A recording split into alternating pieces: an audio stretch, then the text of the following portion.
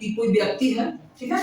क्या है, कोई व्यक्ति है, जो व्यक्ति है क्या करेगा, अपनी कुल आय में से अंकुर, नाम दिया हुआ है अंकुर, 20% किस पे खर्च करता है, घर पे किराए, ठीक है। तो मान लेते हैं कि कितना कमाता होगा आपका 100, है कि नहीं, टोटल कितना कमाता होगा, मेरा 100 रुपए कमा रहा है कि नहीं। तो 100 रुपया कमा रहा है, तो 100 में आपका कितना पे आपका खर्च कर रहा है, 20% किस पे खर्च कर रहा है,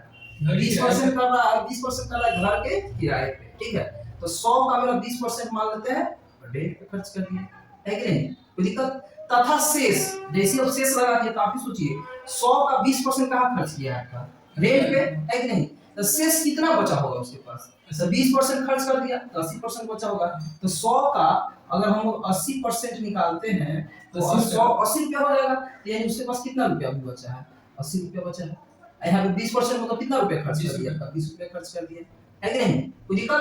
अब आगे क्या कर रहा है कि सर शेष का 70% घर के खर्च पर खर्च करता है, मतलब क्या करता है, जो 80 रुपया बचा ना, तो घर में कुछ काम है उस पर क्या करता है, वो खर्च कर देता है, समझ रहे हैं। मतलब जो भी पैसा उसके पास बचा है उसमें से वो परसेंटेज खर्च कर रहा है, ये नहीं कि 100 का 70% लेंगे, नहीं, जो 80 रुपया बचा है उसमें से कितना 70% घर पे खर्च करता है, समझ गया, समझे। जैसे देखिए यहाँ से क्या कर रहा है कि सर, जैसे ऐसे नहीं कि 100 ले लिए, 20% यहाँ खर्च कर दिया और 70% यहाँ खर्च कर दिया, ऐसे नहीं, तो सिंपल सा कह रहा है कि शेष मतलब जो पैसा बचा है उसका 70%, यानी 80 का कितना परसेंट, 70% कहाँ खर्च करता है, अपने घर पर कोई भी वस्तु पर खर्च करता है जो उसको जरूरत रहता है, तो परसेंटेज में बोल रहा है, तो आप ही बोलिए 70% अगर वो खर्च कर देगा तो परसेंटेज में कितना परसेंट उसके पास अभी बचा होगा, 30%, मतलब जो भी पैसा होगा उसका कितना परसेंट बचा होगा, 30%, यानी 80 का कितना परसेंट बचा होगा मेरा, 30%, क्योंकि यहाँ 70% तो खर्च कर दिया, तो बचेगा उसके पास कितना आपका 30%, तो क्या हो गया आपका बचत हो गया, लेकिन किसका 30%, 80 का 30%, समझ गए। तो आगे क्या कर रहा है कि यदि उसकी बचत कितना है आपका 7200 रुपया है, लेकिन मेरे लिए बचत कितना परसेंट है, 30%, लेकिन किसका 30%, 80 का, तो हम लोग बचत यहाँ पे निकाल देंगे कि नहीं, जो बचत हो जाएगा कितना का आपका 80 का 30%, तो परसेंटेज मतलब क्या होता है 100, आपका 2 से 2 जीरो क्या हो गया आपका, यानी इसको मल्टीप्लाई कर देंगे तो कितना रुपया हो गया आपका 24 रुपया, यानी मेरे पास कितना पैसा पॉकेट में बचा है 24 रुपया, लेकिन क्वेश्चन में कितना दे रहा है 24 के लिए 7200, हाँ क्वेश्चन में कह रहा है यदि सर उसकी बचत कितना हो जाएगी आपका 7200, यानी मेरा क्वेश्चन में दे रहा है सर बचत कितना है 7200, लेकिन मेरे पास कितना बचा है 2400 रुपया,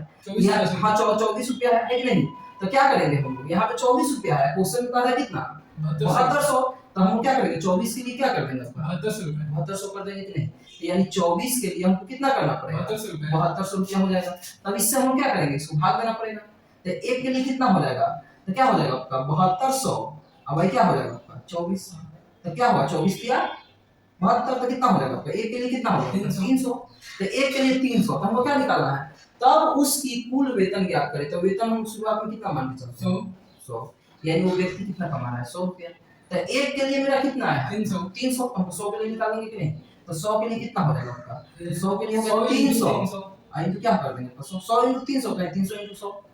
तो मेरा कितना हो जाएगा 2 जीरो पे इसमें ऐड हो जाएगा, कितना हो जाएगा आपका 30000 हो जाएगा कि नहीं, यानी जो आपका अंकुर है वो कितना कमा रहा है 30000 उसका पूर्ण वेतन है, तो ऑप्शन कौन हो गया आपका, ये हो गया, समझ गए। यानी इसमें ध्यान क्या रखना है कि जहां भी आपका शेष का शेष कर दिया तो डायरेक्ट 100 का यानी 20% का 30% नहीं लेना है,